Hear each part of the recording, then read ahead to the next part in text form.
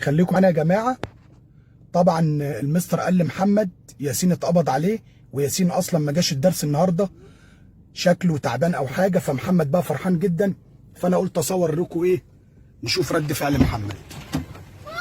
اركب يا بابا، اركب يا احمد، اركب يا بابا يلا. ها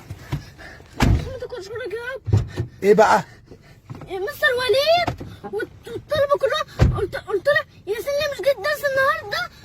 قالوا لي الشرطه قبضت عليه. حمدك واشكرك يا رب. ثواني استنى، الشرطه قبضت على مين؟ ياسين. قبضوا على ياسين ليه؟ ده كان بيبهدلني. قبضوا عليه ليه بقى؟ مش الشرطه يا بابا بتقبض على البلطجيين. على اساس ان ياسين بلطجي؟ ايوه. يا نهار ابيض، هيعملوا فيه ايه؟ يا رب هيشنقوه. الشرطه دلوقتي في خيمه الشعب. حمدك واشكرك. الشرطه في خيمه الشعب؟ ايوه.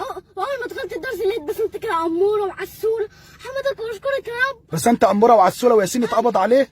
ايوه الحمد لله وشكر الله عليك يا رب. الحمد لله. عقبال ما يقبضوا على بسنت بقى كمان ونخلص. بابا ارجوك ارحمني. امال انت بتقول ليه ياسين يتقبض عليه؟ مش حرام عليك؟